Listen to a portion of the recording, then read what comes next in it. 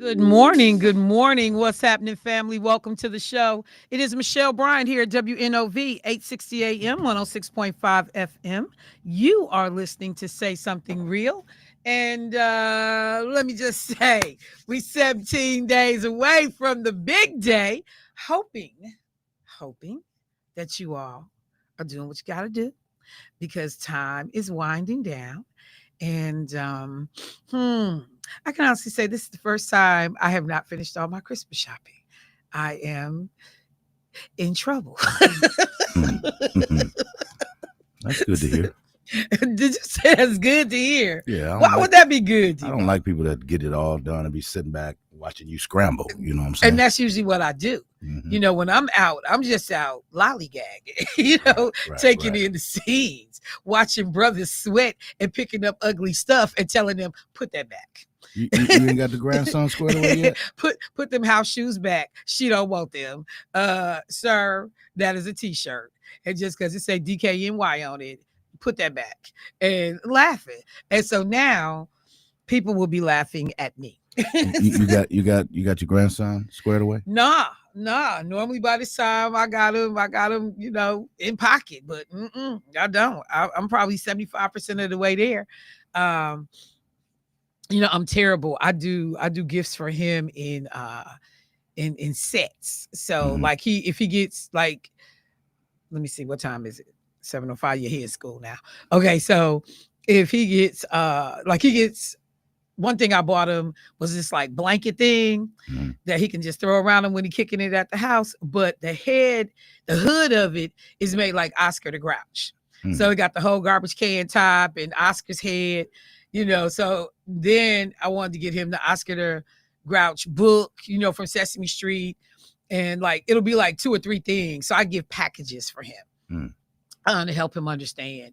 So he was like the yellowtail in the Sonic cartoon strip for Halloween. So I bought him like 4 or 5 things in the package, right down to the cold Sonic jacket, baby. I'm like, ooh, and it got his name on it. It's slick. So since you like to buy packages, did you pull my name for the office gift exchange? Hey. I don't remember being told about office exchange. You the one suggested I it. brought it up, but nothing has been done. Yeah, well, I make sure you and get y'all my running name. out of time for me to buy you a gift. I need bundles. Since you handing out bundles around here. I like that. Well, what? Okay, so I'm gonna pull your name. What should be in the bundle? Meat seasonings. Absolutely. Alcohol. No. You can't. Well, actually, you gave me the first bottle of what I currently drink. The Uncle Nearest. That's right. Yeah, so that's what I said. I'll get you. You wouldn't be wrong if you gave me some Uncle Nearest because I know that bottle is $60 a bottle. So that's what I'm saying. So I got some seasonings for meat. I got some Uncle Nearest in there. I got possibly a Nike cap or something in there. Right. You can give me a tie for church. One last thing you need in that bag. Hush, Jermaine. Don't dip in my bundle. Make sure you get some cream for the athlete's feet you got. How you know he got athlete's feet? Yeah, I want to know that too. How you know? Oh, because you can smell it through his shoes. Oh, look, I want to be clear. That is a thing. Yeah, it is. There was a guy that worked with us, and you can smell his feet through his shoes.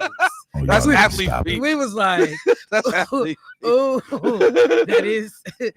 that is a thing. That's athletic. No, That's about as athletic as I'm gonna get. That ain't athletic. Because it wasn't nothing Athletic. athletic about this dude. His feet. He wasn't doing nothing athletic. His feet was. He was doing numbers. That was, you ain't washed your nasty feet.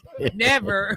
You ain't been it down. You laughing at You Clark? just let the soap roll off your toes. It ain't even getting to your As toes. opposed to having that brush Oh, man. to scrub your feet. The But preacher was ribbing on Clark yesterday. who? Oh no, I can't do that. I can't do that. Somebody ribbed on Clark? No, I can't tell that one because you just like his cousin. It was a dark skin joke, and I take it back. Oh, it was a dark skin joke? Yeah. Oh, do tell that. Let me get at that right away. No, I'm not going to tell it. I'm not going to tell it. Yeah, let me get at that ASAP. Bring that It on. was in his sermon. Say what? I looked over at Clark. I said, he talking about you. Yeah, bring that. What do you call it, Clark? The Bring fourth that right what? away. The fourth watch. You know what? So that's his new name, DJ Fourth Watch. You know what? I'm just going to say whatever. No, he did have that in his sermon. He was saying that was the darkest point of the night. Keith had been getting it wrong. He was saying 2 a.m, 3 a.m, but the preacher says the fourth watch is how it's defined in the Bible. On thin line between love and hate. Said it's 5 o'clock in the morning. Just what that got to do with anything, Jermaine? That's when it's dark. That's a love song. This dude. That's when it's dark. A love song about loving and hating. As usual, Jermaine, we want to thank you for your contribution. Yeah, which is usually about nothing. What you call it? Off topic. Yeah, it was dark. We want to thank you for your contributions. Speaking of contributions, let me just get you out the way. Yeah, go get me out the way. Good morning, Jermaine. Well, How good you morning, doing? Michelle. You know, it's Monday, and a couple things. Today is my grandson's birthday. He's 8 Happy years birthday, old. grandson Josiah of Griffin. Jermaine's. I wanna tell Josiah. you, happy birthday, Meat man. eating Papa love you. at the Blues Fest, Josiah. Yeah, Papa. Yeah. What you call him, the meat eater? Yeah, Oh meat. my God, carnivore down. I Man, said, but hey, you that's want to his get this baby granddaddy something to fault. drink? Man, listen, He was man. going We was in. going hard on that protein. Yeah, that's all you was giving him too. Protein. So he's 8 today. Yeah, he's 8 years old, man. Hey, 8 I years love it. ago, I was in the hospital. You was in labor. No, I was at the Well, hospital. who gives a damn what you was doing 8 years ago? I was at the hospital watching him, come into this world. But I remember because my daughter had to have a C-section, and so she was talking. She was like, "Dad, I want some water," and they hit her with the boop boop, and she was out for it, right? So when they cut her open, I'm standing there watching. I looked at the doctor and said, "Now make sure any and everything you take out of it, you put right back in there, and don't leave nothing in there. Like don't leave any, the extra towels or gauze or anything. Don't leave nothing. Gauze. I don't care what it is." So I'm standing there watching him, and but yeah, she came out of that thing, and he was born 8 years ago, 5 o'clock in the morning. So was he early? Why they have to do a C-section? I think because the cord was wrapped around his neck. Yeah. Okay. So, just like with my daughter and my son, my grandson, I was the first person that he saw. So my daughter, when she was born 29 years ago, she saw me. I was the first one she saw. My son, when he was born, I cut the cord with him too. So I was the first one he saw. And just to, down the line with my grandson, he opened his eyes and saw me, just looked at me. I almost cried.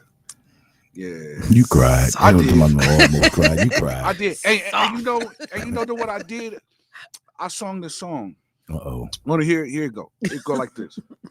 Joy to the world, all the boys and girls. Joy to the fishes in the deep blue sea. Joy for you and me. Oh, Lord. That's it.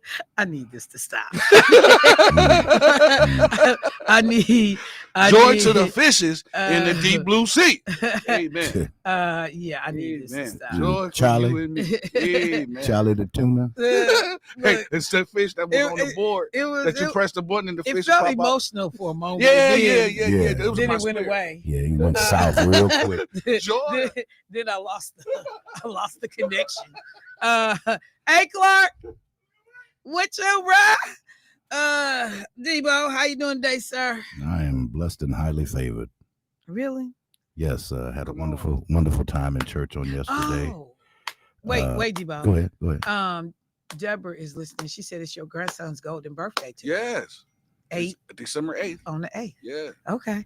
Thank So you. that's why I had to sing my song. Joy Hey, stop. Yeah, catch it, boy. Catch it. Before you get into the hook. Get into that Once you get into the hook. Gotta act like somebody mama. Like, Joy. It's too late. He gone. why you got the camera That on thing here? be bubbling in You my know song, what? Michelle. I swear to You just don't God. understand. It I'm gonna go to bubbles. jail before messing with you. I'm sick of you, Jermaine. As I was saying before, I was so rudely interrupted. That thing be bubbling. Okay, Debo, My what? bubbles what was you over saying? there. What was you saying? Say it. Go, say it. I'm just saying, I'm blessed and highly favored. We heard that part. Wonderful time in service on yesterday.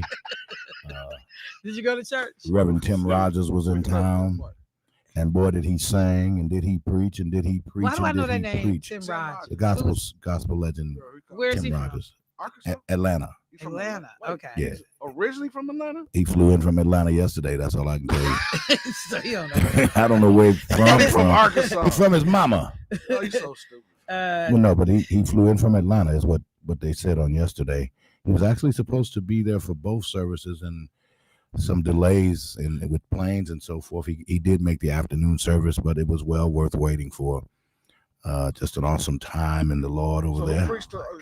The early Bishop Oliphant. Oh yeah. He tore the church up That too. cat can go, man. Man, that man jumped cat all can up on go. the He can pews and go. he got on down. That's one of them services Michelle would enjoy. Yeah. Oh, really? Oh yeah, you Why? would enjoy it because it's lively. It's happenings. Yeah. It's lively and Yeah, it's happening. yeah, people running around the room. That's But they not. started That running at service is not Jerusalem for now. me. Oh, they started running at Jerusalem? Yeah, somebody So was they must running. be running slow. You saw that lady running, didn't you? They're not running at the same Oh, that's right. speed. You missed the early service. Yeah, they was running. Why they got to be They running wasn't slow? fast. Hey, They ain't running at the same speed as Michelle. Newburgh. No, I was gonna say they wasn't running as fast as Newburgh. Yeah. This was kind of like a slow jog. It was kind of like a marathon. Like Oh, remember the man, the slow jogger who used to jog I up do and down remember the him with the hill? Jerry curl. hey, he lost Yeah. a lot of weight too. He's still around. He's still around. Still around. He looked. I haven't great. seen him in a He long looks time. good. Dude, He ain't Last jogging. time I saw him, I he looked just good. Yeah. could not imagine how no weight was ever coming Doc, off. I mean, we'll be on air like even right now. Here coming slow with that curl. My whole show. I'm like, no. That curl. We blow at him, and like somebody did it. You from Milwaukee, Yeah, win, yeah, and they said, yeah. you know who the slow jogger is. Yeah, Like, yeah. yeah. So okay. So Michelle, do you remember the lady with the white gloves on in the window? White So gloves. where was she at? 12th and North. In that creepy house? She was up over the liquor store. Oh yeah, see, I wasn't here for that. Wait, I've heard about it, but I don't know that house. story. That it was a lady that was in the window. They had all the stuff outside. I think it was off of Cherry or something. Oh, you talking about over there on like 33rd? Yeah, that house yeah, that yeah. had all that stuff out. Yeah, exactly. And it was like a scary haunted. Yeah, I don't know that story. Really? You've never. I'm wow. just have to let y'all have that. Supposedly her husband left and went to the store and he never came back. Well, I heard that. I mean, again, but I missed that whole era in storied Milwaukee. Man, y'all ain't locked the door. Wow. Y'all just Yeah, let you people didn't hear walk him up knock? in You didn't here. hear him knock? Up, you brought soup. Nope, you brought my soup. Thank you. I appreciate What you. kind of soup might that be? Vegetable soup that's got some pancetta and some bacon in it. Pancetta and Pancetta bacon in the and soup. bacon.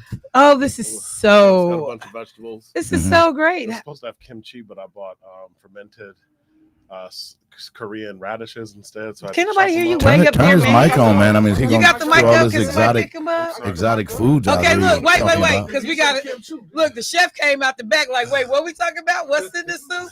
Okay, so tell people what's in this soup. Oh, you brought your Lewis and Tell, Clark tell, notebook. tell Keisha I said hello. I brought this for her. Brought this for So, her. that voice, who just walks in the studio Whiskey unannounced. Brown. Like, is it really Whiskey Brown? Jerron Brown is in the studio. Daron.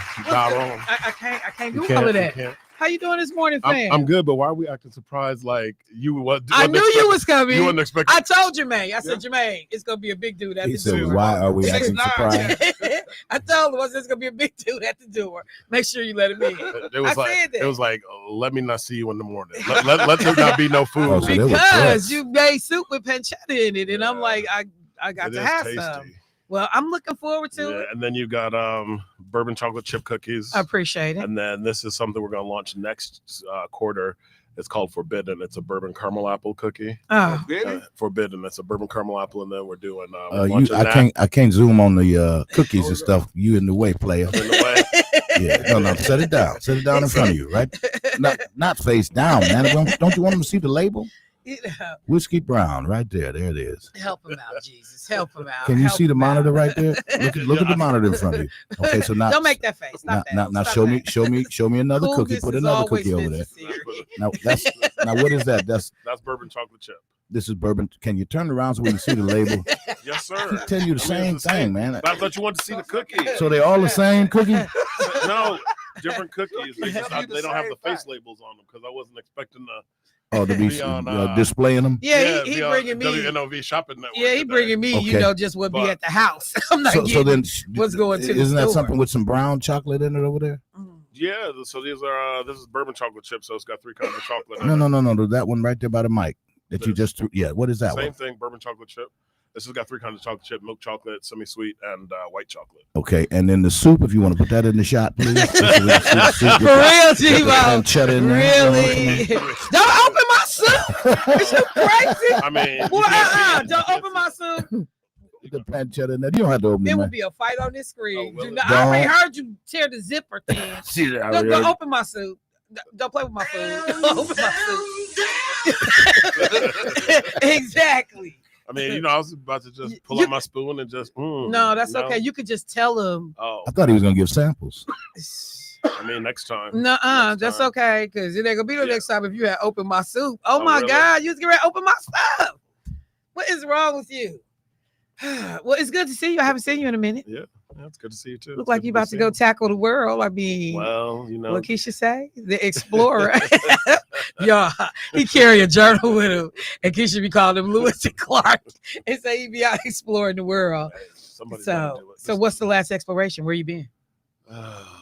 You was in like Iowa doing what? Iowa. Who goes to Iowa? One of my friends had major shoulder surgery, so I had to help him and his wife get stuff ready around the house before all their families came in for Thanksgiving. So okay, that was being nice. a good Samaritan, getting some points. That's okay. All right.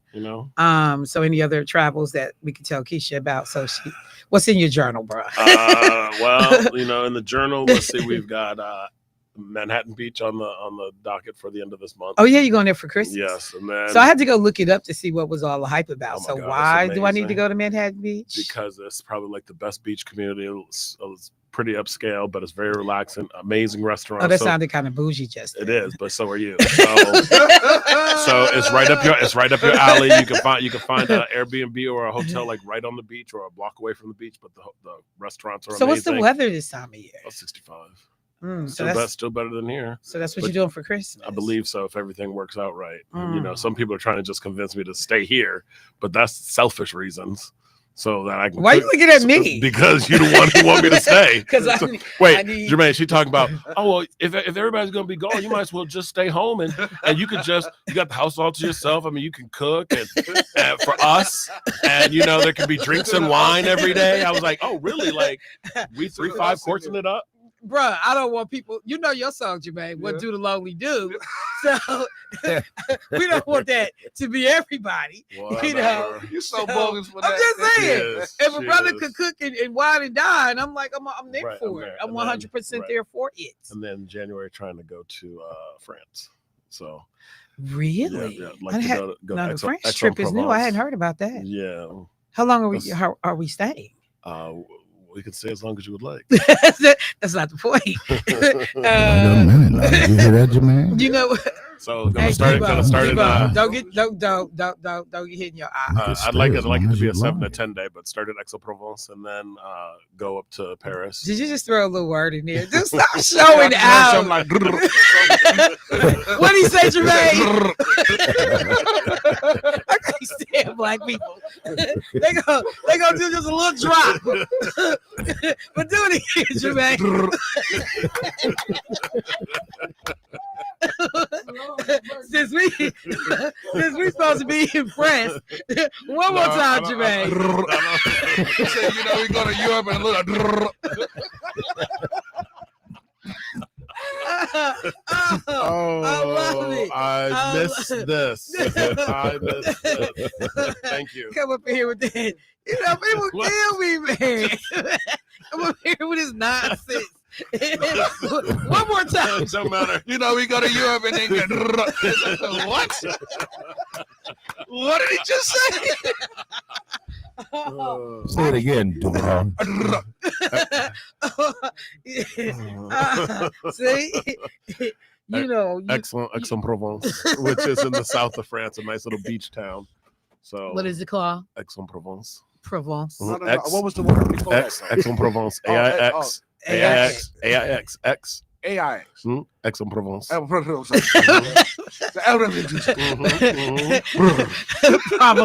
Right, provolone. Provolone.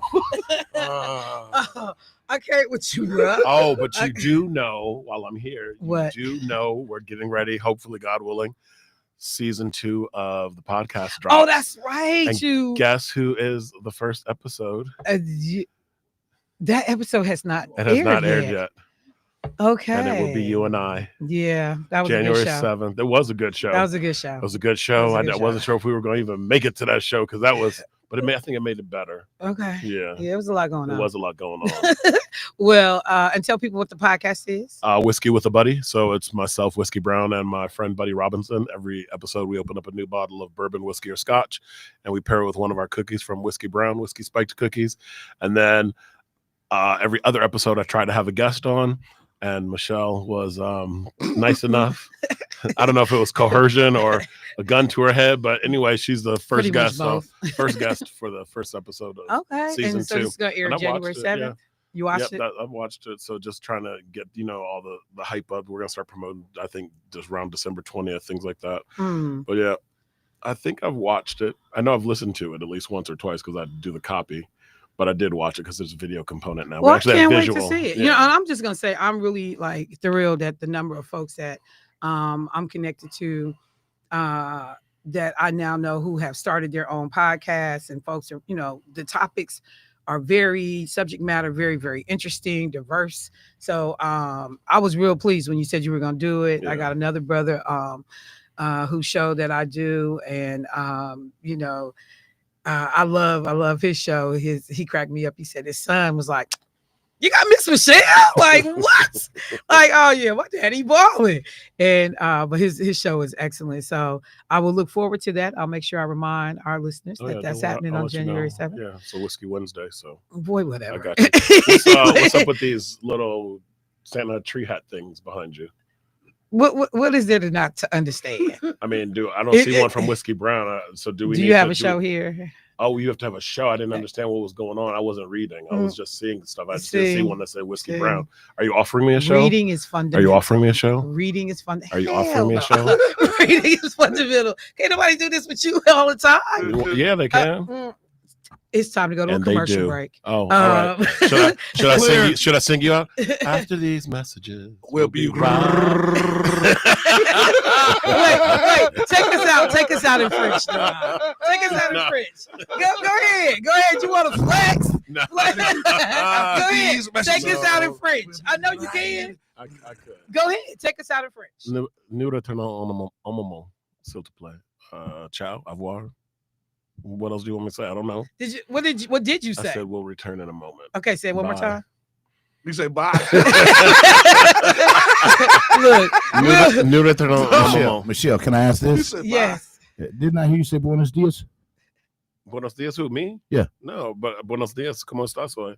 Yeah, that's Spanish. I know, but I can do them both. So, Como's is what, right? Hey, I've got time for y'all. How are you? Urban. No comprende español, señor. Wait a minute. So I thought Como Te Llamas was, what's your name? Como te llamas? Yeah. Is that Spanish How or like French? como te llamas? How do you say your name? Pepe. Right, but I'm saying you're saying it's like what, but como Pepe. is how. Yeah. It can be. Yeah. Oh my God, this ghetto version. Pepe. Yeah, Pepe. Jermaine is Rosetta Pepe. Stone is getting on Right. my nerves. Mm. Yeah, I Lo can't. siento. Pobre bebecito. Adios. Oh my Oh, God. I gotta go. All right. This- He done kicked me out 4 times. He kicked me out as soon as I walked in the door. Adios.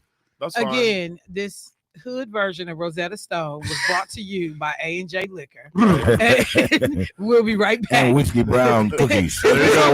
Whiskey Whiskey Brown Brown cookies. cookies. Whiskey-brown.com. We'll be back after these messages.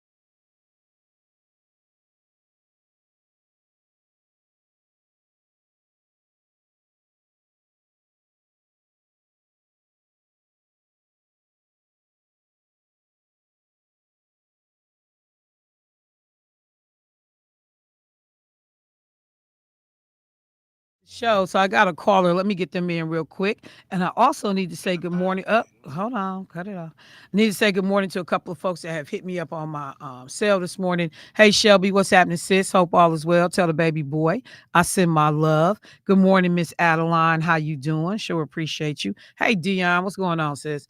Let me go to the phone line. Hey caller, what's happening? Good morning, Michelle. How are you? I'm good. How you doing today, Angela?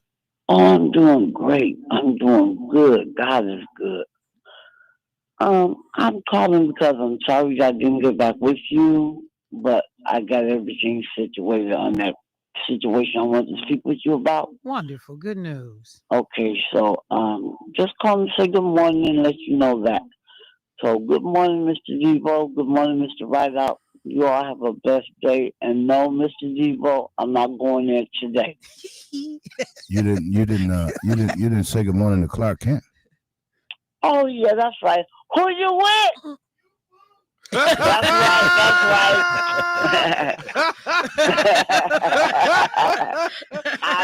Thank you, Mr. Devo. Thank you for letting me know that. I do forget. All right. All right. Thank you. All right, Angela. y'all have a blessed day. You too. You That's a too. classic response. I love it. I love it. All right. So let me get into a couple of these stories. Because it's a bunch of foolishness going on. First of all, let me just take a second. Because I see a lot of stuff. Okay, Jamal, I'm gonna play you. Stop. Okay. Oh, amen. Hey, go. I'm trying to stop it. He trying to give you the word. I'm like, it's on my phone, and it was okay. Jesus, Jamal, thank you, bro. So it's been a number of stories going around on Facebook and social media, and there was one post that I saw, and I cannot find it. I saw it. Let me see if I screenshotted it. That's a good idea. I saw it, and I just was like, you know what? Appreciate this whole moment right here, because it was a player. Hang on, let me see. It was a player in the NFL. Let me see if I got it. Please have it. I've been looking everywhere for what I did with this post, but it was a player in the NFL who had made a comment basically getting at Donald Trump about calling the female reporter Piggy. And he just talks about how, as an athlete, being taught to respect other people and, dealing with referees, both men and women, and what that respect looks like. And how he would never refer to anybody like that in the workplace. Not at all as a man anyway, but definitely not in the workplace. And I just so had this moment, and I wish I could find his exact words. And he basically, kind of talked about the silence of men in seeing a woman trying to do her job be told quiet piggy, and the disgusting White House women, their press secretary stands up and tries to defend this man berating a woman while she's at work doing her job. Not that you should do it anytime, but particularly in that setting. And so when I find that clip, I want to bring it up because I just think it's so important that the lack of voices, the lack of folks that are willing to have a backbone just to call wrong in no other setting or situation. I couldn't be in the state capitol and one of those legislators tell one of their staff members quiet piggy, or tell a media reporter or outlet that was there in the capitol, a reporter asked a state representative, state legislator a question, and that state legislator said quiet piggy, and that mess would have rolled. Oh, that would have never rolled. People would have had a whole bunch to say about that. So I just want people to understand the difference that somebody speaking up makes. And if it's just one voice, it's drowned out. But if it's many voices calling out this crazy behavior, then it's even more. So that was one thing that I saw on social media. And I'm gonna look for that piece because I really want to find it. But the other thing that caught so many people's attention was Donald Trump in his further execution of anything DEI or diversity, equity, inclusion, anything that he thinks, calls out the accomplishments, the achievements of any group other than white folks. He's out to destroy. And so they announced that the parks system will no longer allow free entry days to the national parks on Juneteenth and MLK Day. Now, at first blush, you're like, wait, what's going on? So the national park system comes out with their list of days that U.S. citizens can get into the parks for free, because they've put in a fee for foreigners who want to come to the parks. So when I go to places in traveling abroad, they don't charge me an American fee, an outsider of the country fee to see their national treasures. They don't say, like, if I go to the Eiffel Tower, they don't say this is the Parisians, the folks from France. I shouldn't say Parisians, but the folks from France. This is their fee. And then anybody outside of the country, this is your fee. I haven't run into that in my travels. But in America, under Trump's ignorant behind America First policy, this is the type of stupidity that you get, not appreciating what tourist dollars do for this economy. So national park free days. This is when you don't pay a fee to be able to get in. And there are days like President's Day, Veterans Day, that folks have been able to get in. Well, Donald Trump had the Parks Administration, the national parks, let people know that now they will be able to get free admission to the national parks on Donald Trump's birthday. Now, his birthday does align with Flag Day. And yes, we all need to Zoom and go to the national parks because it's Flag Day and celebrate Donald Trump.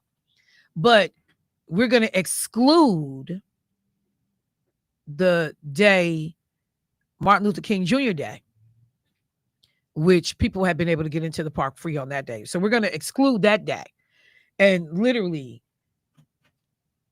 say you can get in on President Trump's birthday like he is anything that is deserving of a day anywhere other than the gutter. But we're going to exclude Martin Luther King Jr. and we're going to, insert Donald Trump. They've also excluded Juneteenth, which had been a day that you could go to the parks for free in terms of the National Park Service. And I think they put in somebody's birthday, one of the presidents or somebody's birthday. And so he said, that DEI is a part of one of the reasons, diversity, equity, inclusion. You go after these days. So we're going to replace the 2 black days with a white man day. That's exactly what you did. With all these jobs that we're saying, we're replacing highly qualified black people. I mean, should we put the resumes of Donald Trump and Martin Luther King side by side? Should we put the moral character and decency of Donald Trump and Martin Luther King side by side? Could we put, what's been done in terms of global humanity, Dr. King versus Donald Trump's, shady, trifling past side by side? So we replace qualified black folks, CQ Brown, we replace qualified black folks with whatever Donald Trump is and the folks that look like him in his administration. But when people were hitting me up, they were outraged. Like, did you see this? Oh my God, I can't stand this man. I'll be so glad when he is out of office. And and it's a lot. And I had two things. One was, I was like, y'all, we're gonna have to pace ourselves and think about like all that our ancestors went through. And ancestors, I'm not talking about that far back. I'm talking about like my mama, my dad, my granddaddy. I'm not going back, to the 1600s. I'm talking about like 1963. 1957, 1942, 1913, when my grandfather was born. And the injustices that we see right now, they pale in comparison to the abuse that Black people endured under white supremacy and white ignorance in relationship to race. So number one, message one, we can handle all of this. We gonna survive it. Yes, we gonna get irritated. But then what do we do with the irritation? What do we do to respond? What do we do? Self-care. Because I'm telling y'all, I got people who have now said, Michelle, I turned my TV off. My brother just recently told me he checked out for a whole week and a half on politics. He's like, I can't do none of it right now. I already got damn bad heart. I can't do none of this. So to remind people, self-care, the holiday is a good reason, good excuse to look away from some of this nonsense. And we have to talk about it. We do, but we got to pace ourselves, y'all, because we still got 3 more years of the ignorance. This is only year 1. It's only been 11 months because dude didn't get sworn in to January 21st. We got 3 years left of this nonsense. So that's one. But then, there's always somebody that when you are sad, you frustrated, you ready to fight, that they will come in and they'll crack a joke, or they will say something to lighten the room, bring levity, and, make people laugh even though you feel like crying. And this sister did a post. I can't play it because everything she said. But this sister did a post. She was like, yeah, I'm paraphrasing. But she said, yeah, I wish somebody tell these stupid people that they ain't bothering us.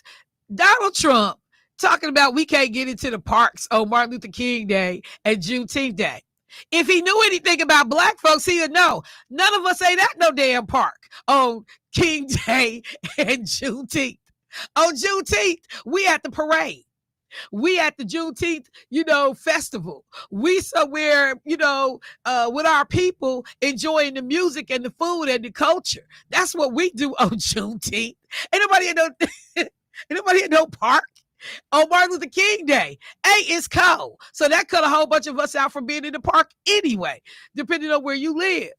And then we at the convention center, the civic center, at the library, at the church program. We somewhere celebrating Dr. King. We ain't nowhere walking through no damn woods, looking up in the damn trees. We with our people. I thought I was going to die when I saw it, because I said, she is so right. It's perspective, y'all. It is, how do you put this stuff in perspective? So yeah, you idiot, you was doing something that you thought was hurting Black people, and Black people was like, yeah, you ain't hurting us because you don't know us. That's I'm telling you, I loved it. I wish I could have posted it and played it for everybody, but it was so freaking perfect. She was like, if this is what you thought you was going to do to hurt Black people, boy, please, we not hurt by that. We not hurt by it at all. So I think people may be sending me the clip. I'll check and see. But when I tell y'all, I love this girl and our resiliency, what you meant for harm, Black people start laughing at it. Like, hey, fam, as soon as you up out of there in them little 4 years, we gonna get it back.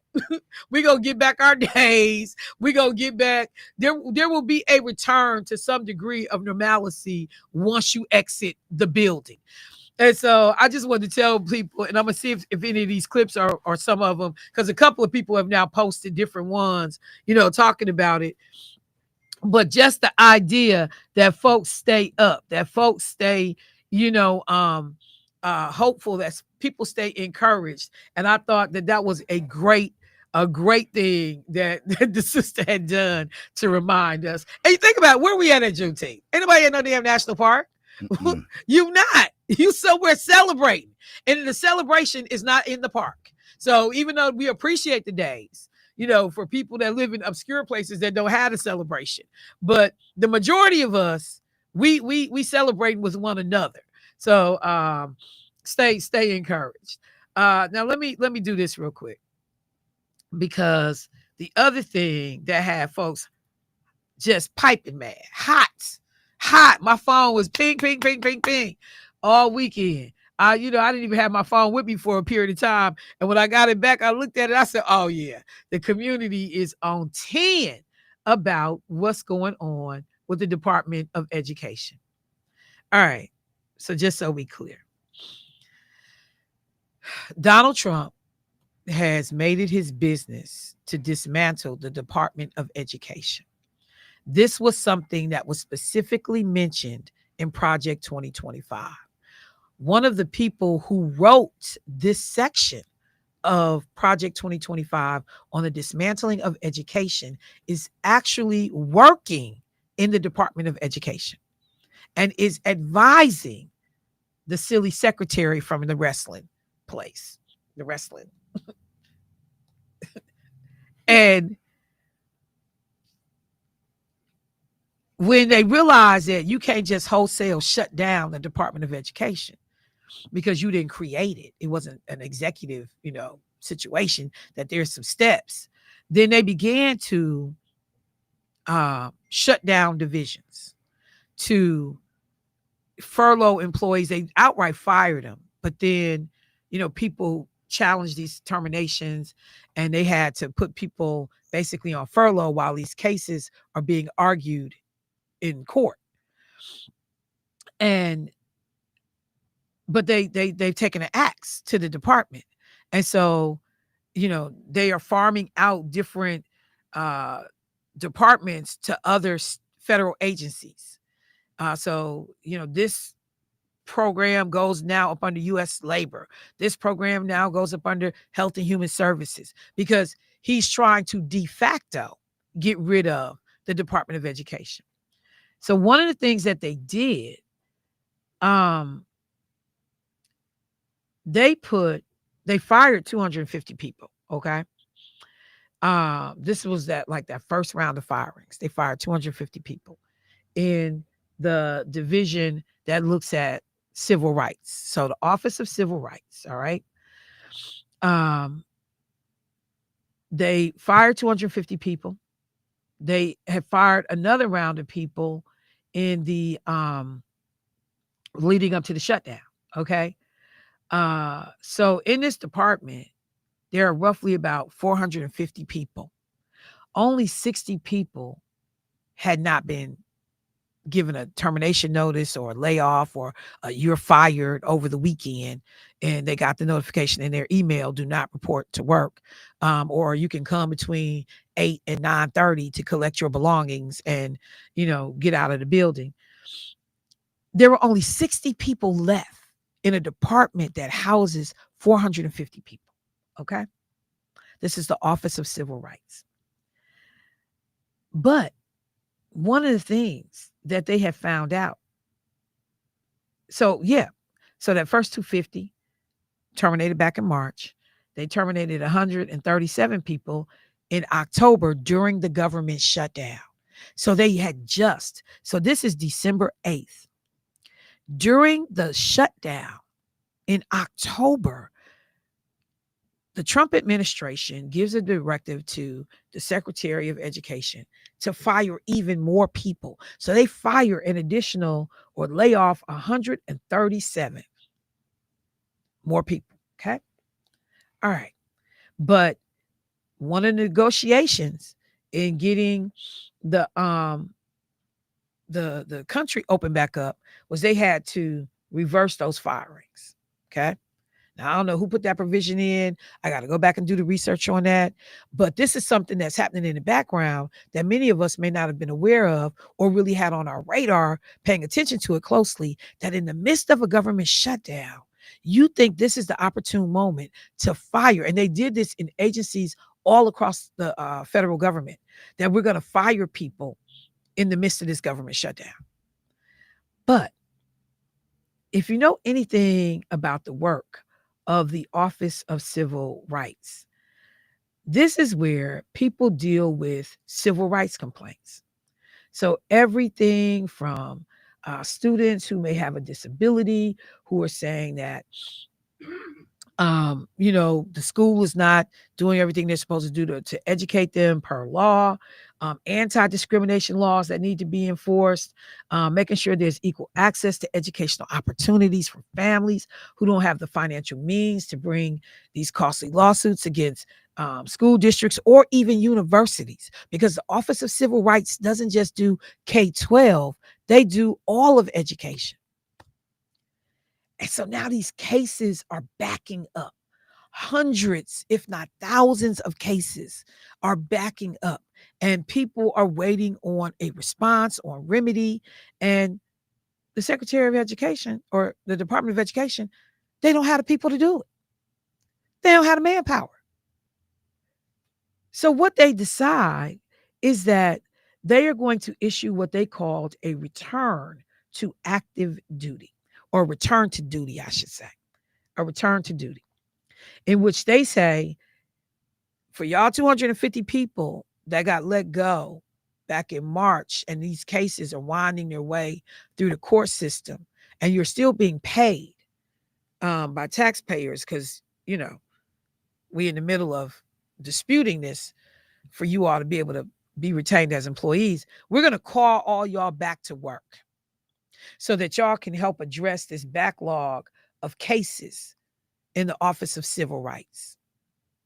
But understand this. This is what the Secretary of Education said to these people in this letter, making them come back into the office to process these claims. But understand this. We still firing you. As soon as we work our way through this court case, you're not coming back as full-time employees. This is only temporary. But while we're working it out, oh yeah, you're going to stop staying at home and you're going to come in here and handle these cases. You just fired 137 people less than 2 months ago. And now you got to bring them back in 45 days, in 40 days, 30 days, because you knew 2 months ago that you had this backlog of cases.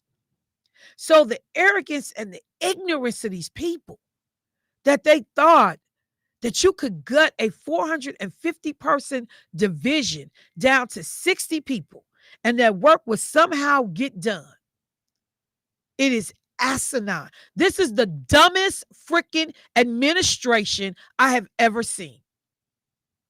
For all of them people who kept trying to come up with explanations, justifications for why a Trump presidency, a second presidency, would be something beneficial to this country, please pay attention. What organization, and I got to take a break, but what organization fires 137 people in October, but figures out 40 days later, oh, I need these people to do this job? You stupid. There's no other way to describe this. And this is why he is one of the worst businessmen in America. And people tried to call in here and say, oh, no, Michelle, bankruptcy is a strategy. It doesn't mean he's dumb. It's a reorganization technique. 5 times, 6 times, 6 times it's a strategy. No, you dumb. You don't know how. That's why your stuff is mom and pop. Jermaine, you want to say something? Yeah, I was going to ask you, didn't he just fire the guy that was supposed to be, I guess, helping building out the East Wing, or He did. or the whole ballroom? He fired one of the chief architects. And they were saying that, I guess he was stiffing the contractors, and that's why it was taking so long. Trump has always stiffed contractors. Right. Like literally and we got to take a break, but literally, I promise you, when I was working in the state capitol and Trump ran for office the first time, and all these people were lauding what a great businessman he was. He sold this and he sold that. There was a young man working in our office who said, my uncle has a construction company, and their company did work for Donald Trump. and he told me where and what they did. He said when the job was over, Donald Trump started nitpicking and trying to figure out how not to pay this contractor tens of thousands of dollars. And ultimately, his uncle never never got any money, or he never got like even half of his money. I have to remember what he said, but I know he stiffed these and his uncle was not a big enough firm to be able to fight Trump endlessly in court to pursue getting his money back. A complete and total history of stiffing businesses and knowing that he had more money, longer money than the average Joe Blow who owns a company. And that he could say, I didn't like the work. I didn't like the way it was installed. I didn't like what was done, blah, blah, blah. Excuse me. And not pay these people. And there are people that, oh, he's a great businessman, but you had a fake university that the courts forced you to give these people their money back because your school was a bogus, fake school. And only because he was running for president did he agree to the settlement terms, because he needed that to go away. Had he not been running for president, then people would not be getting their money back, because he would have kept them in court tied up for so long that they could no longer afford to come after him. Let me take a break. But I want to make sure that we are clear and on the same page for people who try to use his business skills as a reason and a rationale for their vote. Y'all need to stop playing with yourself. Stop deluding yourselves. Stop making excuses and, remove the blinders and see, not based on partisan politics or disdain for the man, just on facts, that this is not a smart business leader. He's dumb. I got to take a break. I'll be right back.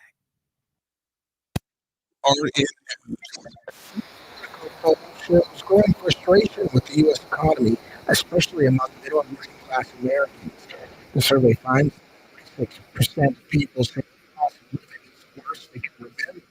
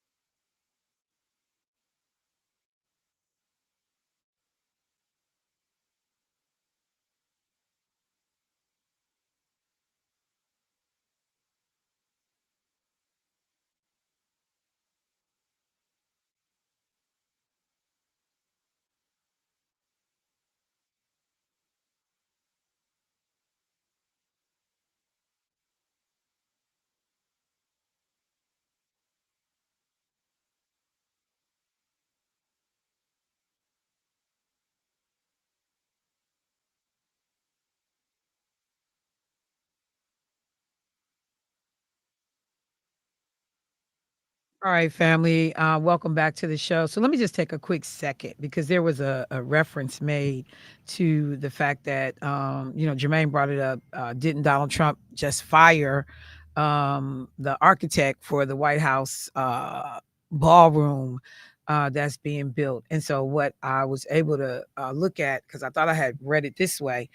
So he hired a new architect because him and the existing architect kept bumping heads about this project and the size of what Donald Trump was building, because the previous architect, whose name was James McCrary, said, hey, bruh, and I'm paraphrasing, but he said, hey, bruh, this monstrosity that you are building is about to overpower the actual White House itself.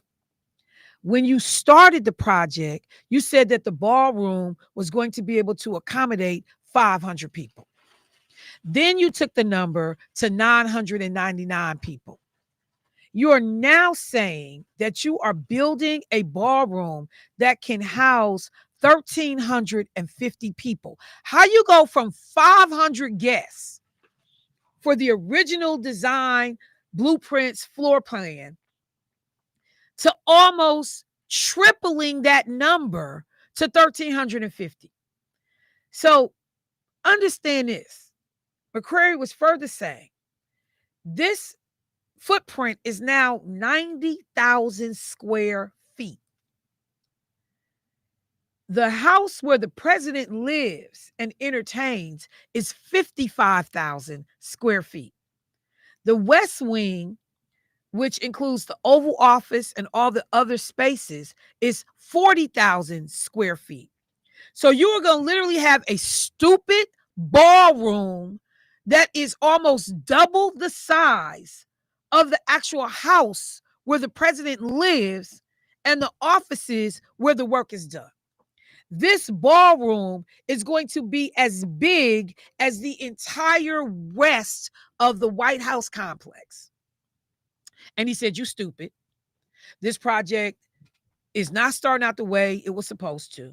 You are messing up the aesthetics of this property. And then you making it a gaudy, ornate, gold toilet trash like you did in your penthouses. Just spectacle. Because you're so silly and so insecure that you think the only way for people to respect you is to flaunt your money. It's so sad.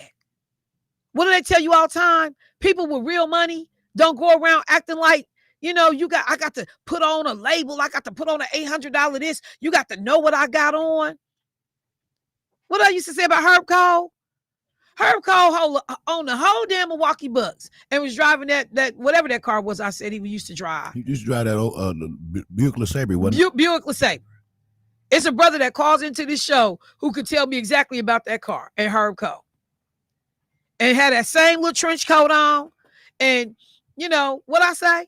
I'm walking down to courtside seats and I pass Herb Cole on my way down. And I said, hey, Senator Cole. He was like, hey, Michelle, how you doing? I was like, what's going on? I said, what you doing sitting back here? He was sitting in like the $40 seats. He owned the team. Herb Cole said, man, I can't afford to sit down there. I was like, what? All the players. You got this baller truck, this sports car, this hype sedan. And the least expensive car on the yard was the man that owned the team and was writing everybody paychecks. Mm-hmm. But this idiot believes that the only way to demonstrate, wealth and to try to garner some fake respect is to be as ornate and as lavish and as foolish as you can be with your money. That's why you always got filed for bankruptcy, because he's a horrible businessman. What businessman says, I'm going to do something that's going to accommodate 500 people, and now it's at 1,350, and then you have tripled the footprint of the original design? So he didn't completely fire McCrary. McCrary, they said, it's not clear if he's okay. It's hot up in this joint. Can y'all turn that heat down? I'm burning up. Whatever it is, maybe because the door closed, but it's hot up in here. Sure, I'm dying. It's that beautiful sweater you have on. Well, this is, It's real deal. This is a hot joint I got on. Yeah, I I do was feel able like brimstone. you would know. You would know. She's like, What you mean? Look what you got on. You got on 4 jackets, Yeah, but look outside. a hat, and a hoodie. It's but like it wasn't that hot when I -9 first outside. sat down. It's hot in the joint, man. Come on, Yeah. Debo like your granddaddy hot up in here. I No, ain't that's because he's one of Satan's imps. Well, no, he sit over there by that draft on that window. That's He can why deal with the heat. he don't feel it like we feel it. Because he's sitting over there by them windows. But no, player, it's hot up in Debo here. going to hell, though. You going to hell, ain't you, dude? Leave that man alone. My Christian walk. You going to hell, Oh, ain't you you, going, Debo? bro. It ain't no question. You in hell. It ain't no question. You going to hell. You on your way. You on your way. What they say, gasoline. Gasoline draw. You on your way. Okay, back to my story. Because he gonna see Trump when he rolling through. But I just, so to Jermaine, bringing that point up, like, y'all, this is so ridiculous. We are sitting here and you got Congress not saying nothing. Like this man, somebody was saying this the other day, and I couldn't argue. I couldn't say nothing back. That this singular man owns Congress because he owned Mike Johnson and he owned Thune in the Senate. This man owns the Supreme Court because the majority of their decisions is right up Trump's alley. They cheated to get those seats, and people seem like they make decisions that are, to acquiesce Donald Trump. He owns the Supreme Court. He owns the Department of Justice. The people that work there don't work for America. They work for Donald Trump. They're not doing what's in the best interest of America or the citizens. People were like talking about the Department of Justice looking into these lynchings or these people being found hung in all these places around the country. And I had to tell people like, y'all, we don't have no friends in DOJ. We don't have anybody that's going to look at stuff impartially and try to figure out what's the truth and what's the facts. These weak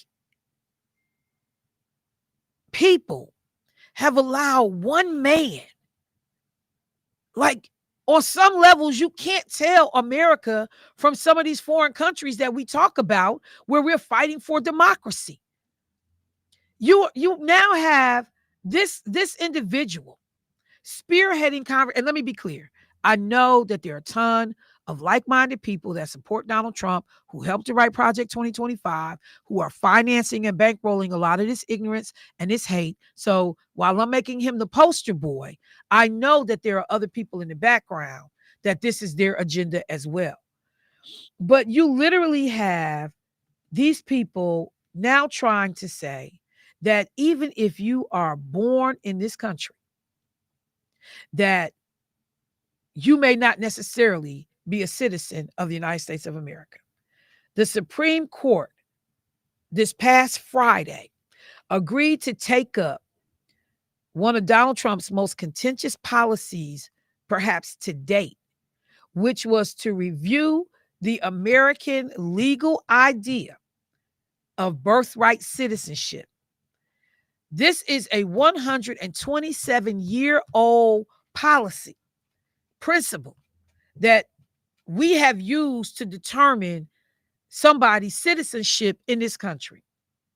But the Trump administration is arguing that citizenship has been granted too freely to the offsprings of non-citizens. Okay? So his wife, Melania, rolls up into the country, not a citizen, marries one, but not a citizen. And she has Barron. What they're arguing is that Barron should not be able to be a U.S. citizen, even though he was born in America. J.D. Vance, his wife, Usher. I can't remember if Usher was born in the U.S. or if I know her parents are immigrants. But let's just say for the sake of this moment, Usher was not born in the U.S., but comes here with her parents. Usher and Vance hook up, get married, or Usher and Vance don't get married, but they have a kid, 2 or 3. Under what Donald Trump is arguing, certain people wouldn't be able to get automatic citizenship because we don't like who y'all are. So on his first day in his second term, first day, he signed an executive order withholding citizenship from children born to non-citizens unlawfully present in the U.S.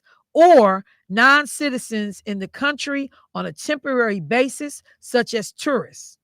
The order would apply only to people born 30 days after the order was signed on January 20th, 2025.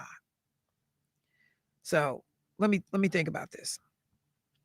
So Barack Obama, on his first day in office, or I should say the very first bill that Barack Obama ever signs, is about pay equity for women and women being able to have some kind of recourse when they find out. And if you don't know what I'm talking about, on Netflix right now, there's a special called Lily. And it is the movie adaptation of the fight of Lily Ledbetter, who worked for Firestone Tires, who had been cheated in her pay by the Firestone company because she was nothing, more than a woman. They discriminated. Even though she was a supervisor, she was making, in some cases, less than the men on the floor because they didn't want to pay her fairly because she was a woman. And they kept figuring out ways to demote her back to working on the floor every time she took the supervisor's test because they were being sexist. So Barack Obama, first piece of legislation, how do I get pay equity and fair treatment for women in the workplace? Donald Trump, first policy, is how do I stop people born on American soil, regardless of what the circumstances are, from being citizens of this country?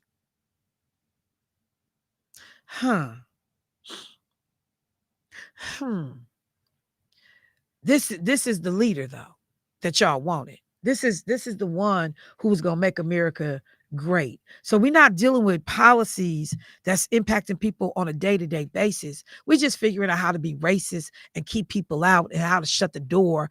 And, I got mine, you get yours the best way you can. So 4 federal courts and 2 appeal courts have blocked implementation of that executive order that Donald Trump put in place on the first day he got into office. The court cited the 14th Amendment, which was passed after the Civil War. And this is where Black folks come into the conversation, because it granted citizenship to all persons born or naturalized in the United States and subject to the jurisdiction thereof. Remember, Donald Trump then was trying to say, if your parents were traveling abroad and they had you, that you should necessarily have U.S. citizenship. But my mama is pregnant with me. My father is in the military. They are stationed overseas. She has me overseas. You questioning whether or not my child can be an American citizen? Or I'm an American, but I work abroad. And I have my baby in France. But I'm an American. I'm at work. My child is not an automatic U.S. citizen. He literally tried to question that. So the Supreme Court has announced that they are going to take this case up. This should not even be in front of the Supreme Court. Why is this a thing? Why is this a thing? In one of the cases of these cases that have been brought to deal with this issue, the Supreme Court earlier this year handed down an important ruling limiting the ability of lower courts to issue universal injunctions, because there were judges that said, okay, yeah, this case got brought up in Wisconsin and it was about, Michelle Bryant. But no, bruh, across the board, you can't do this. You can't do this. So this injunction applies across the board. You can't do this in any state. Supreme Court said, you cannot make universal rulings. You can only deal with Michelle Bryant in the state of Wisconsin. But they didn't rule on the constitutionality of what the executive order said, the validity of birthright citizenship. So now they are actually going to take up the conversation that we felt like was decided with the 14th Amendment, because Black folks, that's how we become citizens of the United States. When slavery ended, we didn't have citizenship. We were not citizens. We had no country. We was just here, subject, to removal or anything that these people wanted to do with us. The 14th Amendment, which is also the amendment that we use to fight and argue for equal civil rights across the board, in addition to some others, but that's how we become citizens. So it is going to be very, very interesting to see what this Supreme Court, because we got some doozies on this court. It's some stomp down crazy people on this Supreme Court. Clarence Thomas at the top of the list. At the top of the list is Clarence Thomas. This man is single-handedly doing more damage to Black people than all them Supreme Court justices could do together, because he is validating and co-signing on one piece of legislation after another, or one ruling or one decision after another, that is taking away hard-fought rights, hard-fought wins of Black people in this country. And the fact that it's a Black man's face at the forefront. I know Ketanji Brown just want to just trip him every time she sees him. She just want to stick her foot out. I know she do. Well, okay, that's me. I'm projecting on the Ketanji. So I will end this piece here before I take a break. Since 1898, the governing case that has decided this issue was the United States versus Wong Kim Ark, which affirmed the citizenship of a man born to Chinese citizens in San Francisco. This case has long been seen as establishing an unambiguous citizenship rights for children of foreign nationals. But we went through this phase where folks said, oh, you just got Mexican women trying to make it to the border and make it into the U.S. so they can have a baby, because they called them anchor babies. They called them anchor babies. Because if they have a child here, we're not going to send them back because somebody got to take care of their child. I know the arguments. I do. But the fact that the Supreme Court is now getting ready at some point to make a decision about the constitutionality of birthright citizenship, we need to all be paying attention. Let me take a break, y'all. I'll be right back.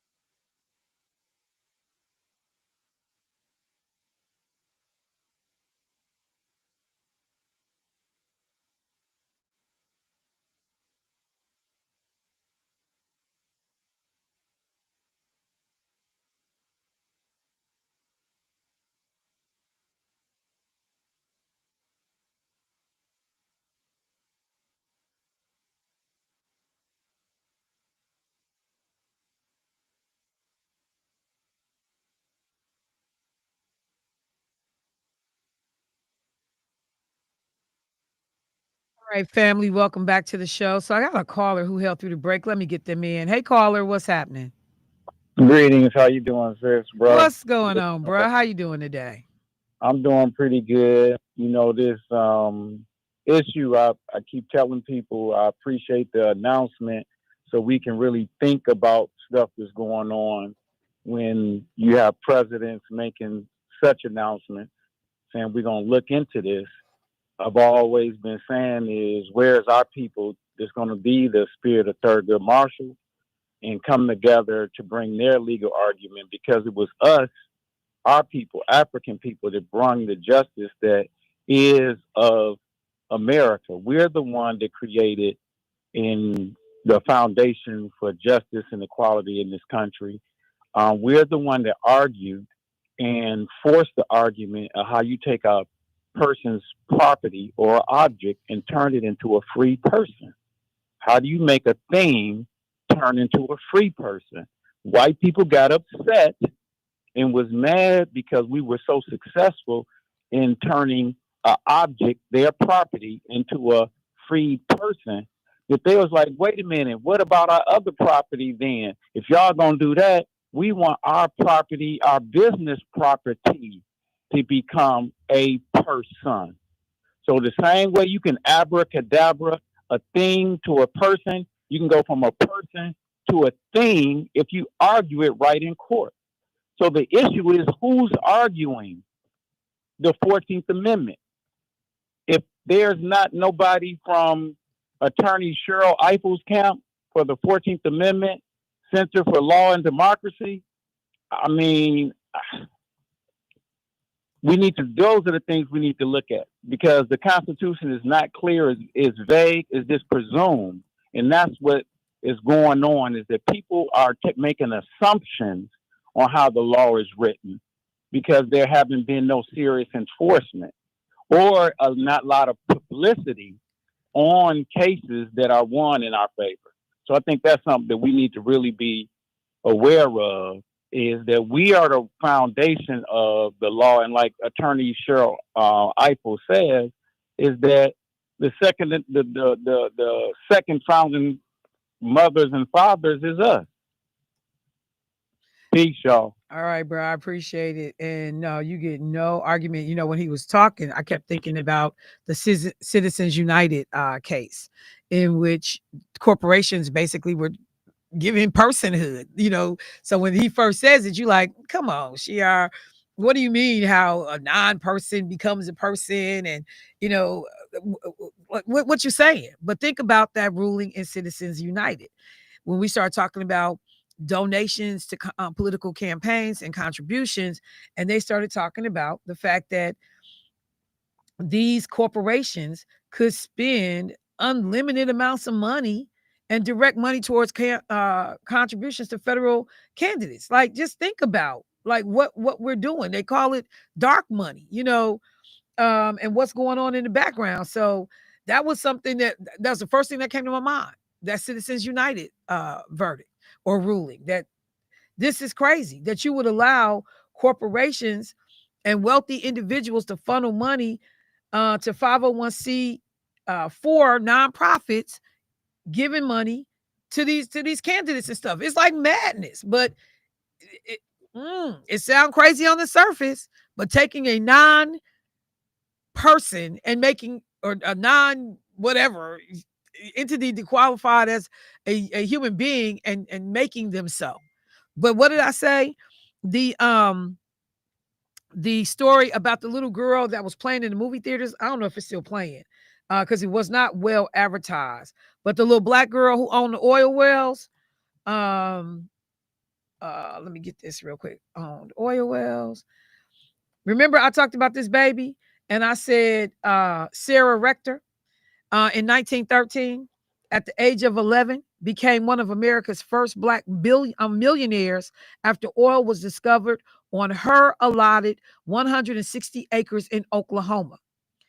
White people who was trying to get their hands on that land and that oil that little black girl owned at the age of 11 tried to turn her white.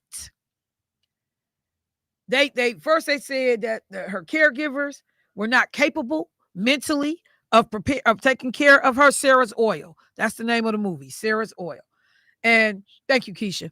And that her family was not capable of taking care of her. They were mentally incompetent, which was not true. So they tried to get custody of her. Then they said, oh, Keisha said it was showing last week. Theaters only at 12 o'clock at AMC. I gotta see if it's because I wanted to go see that movie.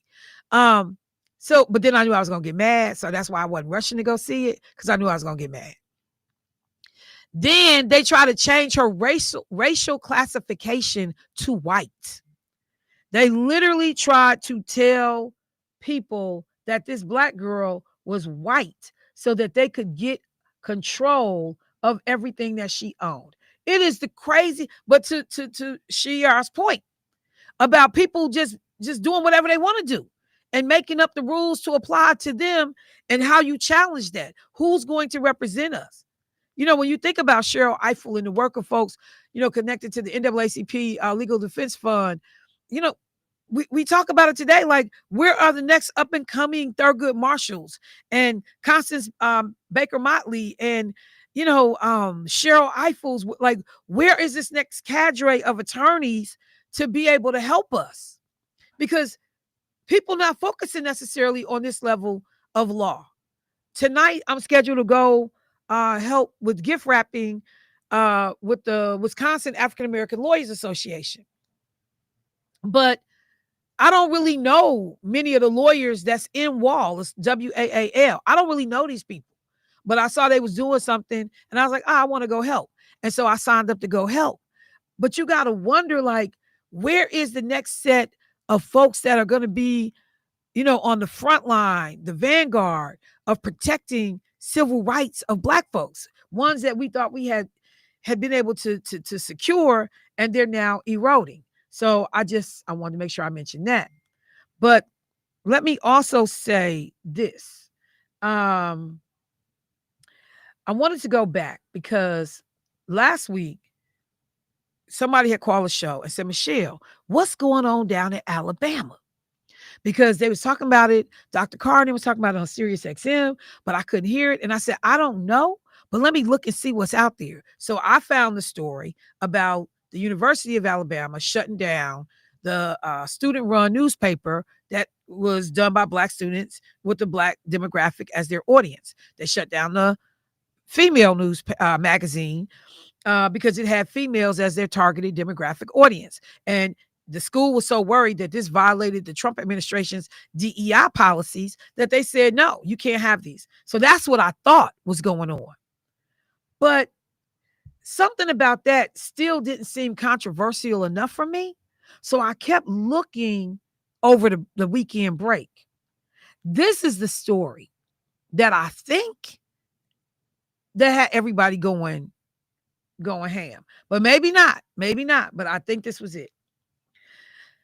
While sports games tend to get folks' emotions riled up, a recent match between two historically Black universities had folks outraged during the Thanksgiving holiday. Okay. It started off as the 101st Turkey Day Classic between Tuskegee University and Alabama State University. Transparency, my son graduated from ASU. That's the family school, Alabama State. But when ASU's band took to the field, one white football player did the unthinkable. By halftime, Alabama State Hornets were up by 17 points. ASU's marching band was set to perform on the field, but as they began, a player on Tuskegee's team started kicking a football right over the mostly Black band. This is a white player who plays for Tuskegee University. If that wasn't interruption enough, the Tuskegee kicker walked through the opposing band's formation to retrieve the ball multiple times. I saw that too. And when he kicked the ball, it almost hit the young lady. He almost hit one of the yeah. It's like, wait. Because y'all know the bands is sacred in HBCU game. So that's like almost like when you see the alphas and the kappas, and they in line and they doing their drill and they stepping. And if you break up that line, I've seen it for myself. If you break up that line, boy, they do something to you. So I think they should have did something to him. I mean, see, I'm being honest. See, when you have everybody in your house, Yeah. When you have everybody in your house, so Yeah. this dude, okay, hang on, because I'm not done. So the ball, as he is kicking it during the band's performance on the field, bounces over into the area. He starts running up in a formation to get the ball, not once, not twice, more than 3 times. So his name is Lorcan Ryans. He is a junior from Limerick, Ireland. Okay. A number of HBCUs were getting threatened because people wanted them to diversify their student body. Y'all too black. Mind you, the school's created in the first place because we don't want you Negroes going to school with white people. But now, what a great way to threaten your existence. If you don't get your white enrollment up, we can begin to attack HBCUs. So this kicker is from Ireland, okay? But you a junior.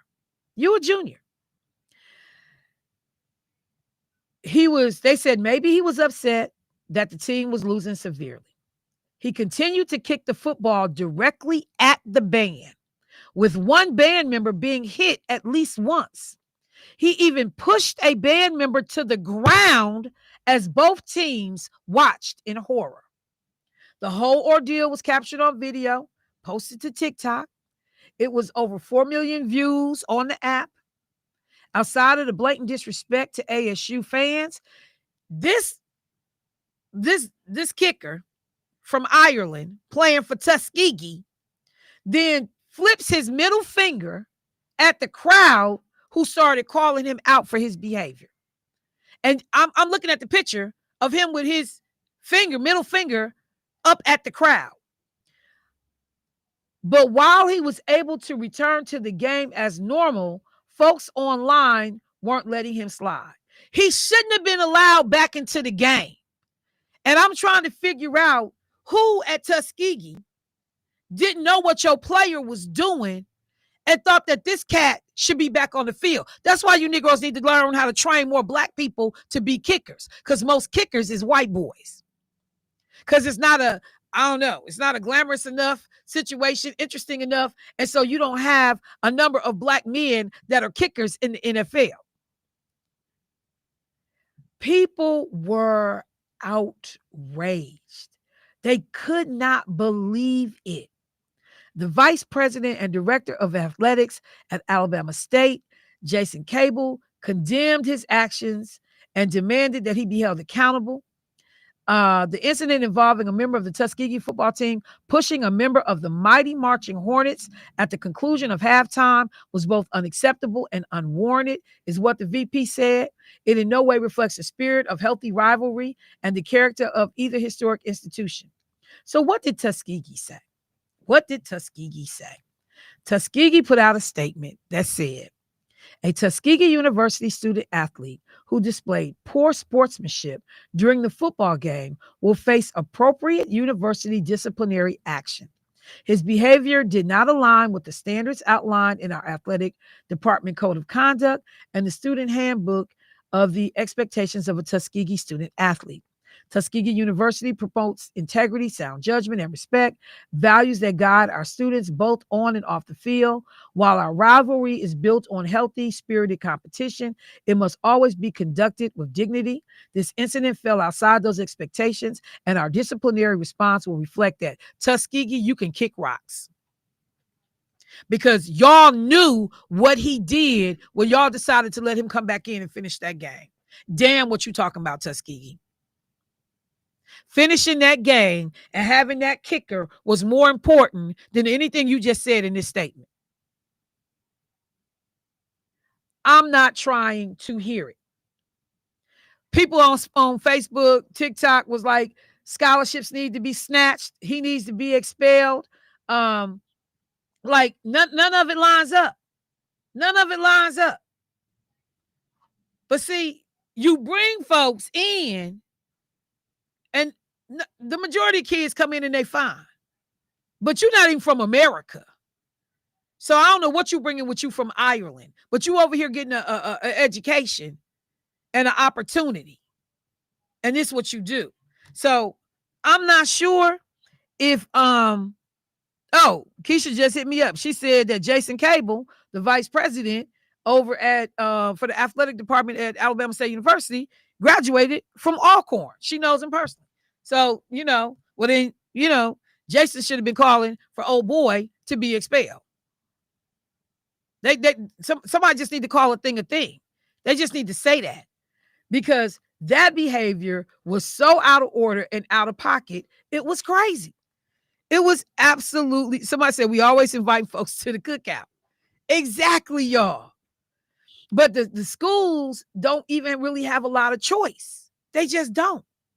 So let me end the show in two places.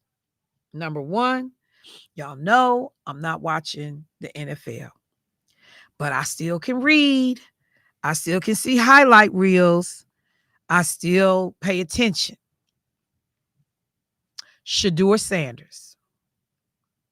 And this most recent game, in which this young brother scores 3 touchdowns. And then as the Browns are potentially in position to win this game, tie it, because it would have been 29, because the score was 29-31. Yep. And they could have got a 2-point conversion and tied the game. So they was in position to tie the game. Jermaine, could you take a quick second? Just a quick second to talk about what my son was about to bust a vein in his head over. Anybody with good football knowledge would have went crazy yesterday when you have a quarterback that's on fire, and he scored 4 touchdowns because he had a running touchdown as well. So he scored 4 touchdowns, and the score was 31-29.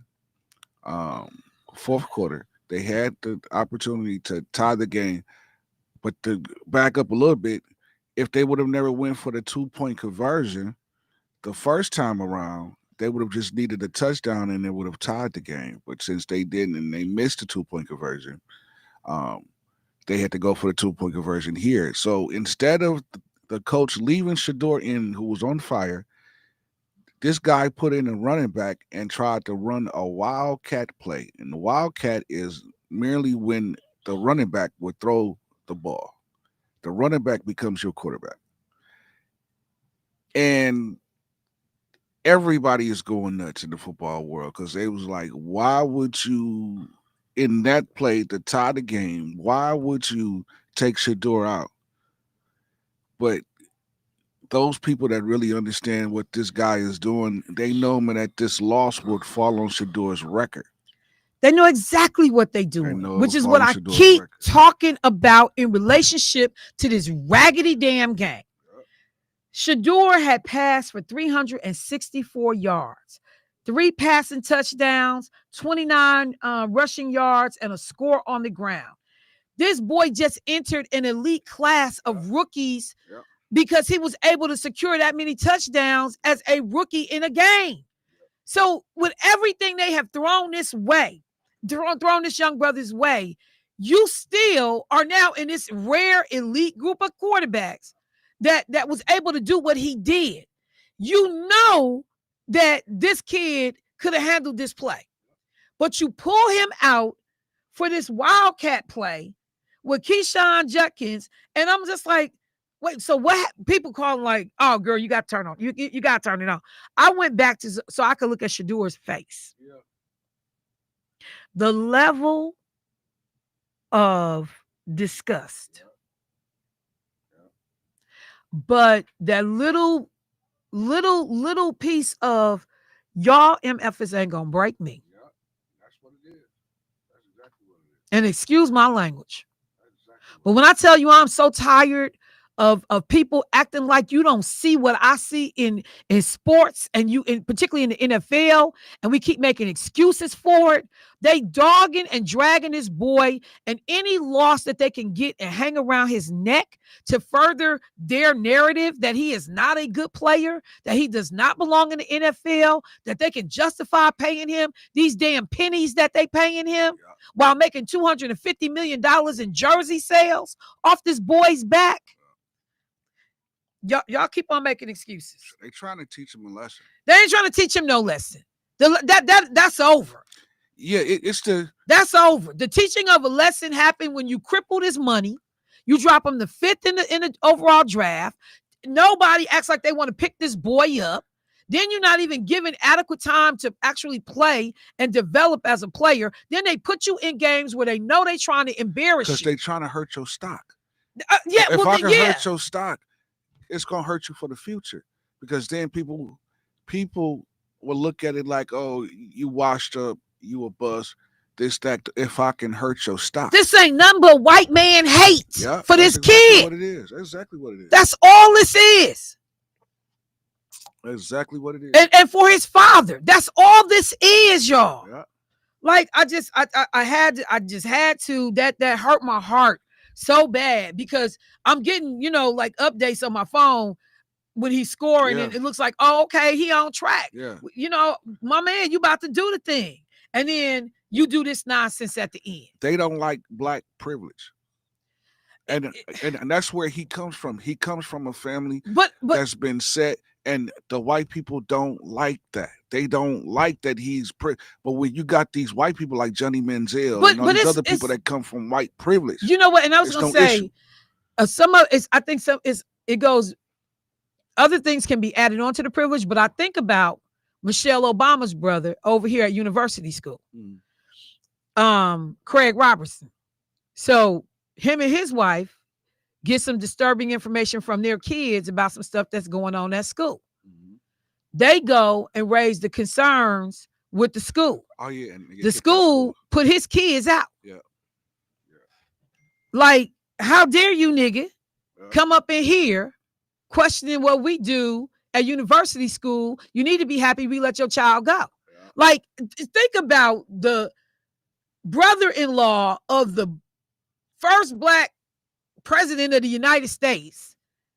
Kids ain't did nothing wrong, ain't caused no drama, no conflict, and university school puts them out. That's because they don't like. How dare you? Yeah. How dare you, black man, think you on par with us? Which is why when my son had the opportunity in high school to go to university school, I was like, hell no, you ain't going out there. I don't care what they do. I don't care. I don't care. Whatever opportunities you get there, you're going to get them elsewhere. And I'm going to make sure you get a quality education wherever you go. And he went to Rufus King, and he got a hell of an education. So I had to mention that one because it was so outrageous and so egregious that I was just like, y'all going to stop. Y'all going to stop. Y'all going to stop. Y'all gonna stop with this NFL nonsense and making excuses. But the last thing I want to say before I hit this door, I finished watching the whole Netflix thing on Sean Combs. Yeah. Yeah. First of all, Sean Combs ain't getting out of jail. No time, so. Other charges, if they can figure out how to use this documentary to get him, are coming. I don't know about statute of limitations on all of this stuff, but I believe that Puffy has certainly, 50 Cent has certainly created a whole nother set of circumstances for Sean Combs. And some people say, Michelle, he created them himself. Yeah. I'm not going to argue that. I'm just trying to figure out why 50 Cent feels like he needs to be the poster boy. But why would you record? Why would you record the stuff that you was doing, knowing that it was against what the judge told you not to do? Like the stuff with you contacting the chick from Danny Kang and you trying to get her to be on your side and you weren't supposed to have contact with these people, but you recording I mean, this because stuff. there's a certain level of narcissism and power that's tied up into these things. I think about Raheem Islam, who used to sit here in this radio station. This cat had somebody following him around, recording and taking photographs of him like it's like Michael Jordan or somebody. I'm like, what is you doing, bruh? Like, fam. Like, literally, he had his own camera crew and videographers that would follow him around. And I used to laugh in my mind the insanity of this little man. Like, bro, who do you think you are? Like, you was documenting history only to end up going to damn jail. It was so crazy. But I watched if the stuff that they said about Puffy using Biggie's funeral. Yeah. And ultimately, we gonna throw a big funeral, we gonna send him out in style. But then when he saw the price tag for the funeral that he was planning, he charged it back to Biggie's estate. I'm like, you did what? And then the whole, like, hey, we want to, Big went to LA, but it's like, man, they told you not to come, but you come. And Big, like, look, man, he was supposed to be leaving to go to Europe the next day. And Puffy cancels the flight. The guy is like waiting to go to the airport. And Big, like, he canceled my flight. I don't want to stay here. But you going to show your behind in LA territory, throwing a party. He didn't even want to go to the party in He didn't want to go to LA. He didn't want to go there because he knew. He didn't want to go to LA. And the cats in the video was like, they had been told him, don't come this way, man. And he knew. And then I go back last night and I watch the documentary about Avant. Is it Charles Avant? And Puffy is in his video. And one of the things, Charles Avant is like this guru in music, politics. This if you wanted to be connected, you went to Clarence. Thank you. I said Charles. Clarence. Thank you, Keisha. Clarence Avant. So Puffy is in the Clarence Avant documentary. And he talks about Clarence Avant got him out of trouble in which he should have went to jail at least 3 times. And he says, but I'm good now, y'all. I done got it. Y'all can invite me to dinner. I'm good now. And Clarence Avant died probably about 2 years ago. I said, I bet Clarence Avant's like, all of this work. To tell you the truth, he probably would have went to jail when they started investigating this Tupac thing, and when Keefe D and all these other cats started getting arrested these past year or so about this whole Tupac thing. Because the guy that was paid the money died of cancer. Right. And but if he would have been 500,000. So I'm just telling people, like, I do not like 50 Cent. I just think he is messy and petty beyond all belief and standards. But if you have not seen this documentary, it's a hard watch, but I think it gives a lot of insight. It collects a lot of dots. You sit back like, I remember that. But what's so crazy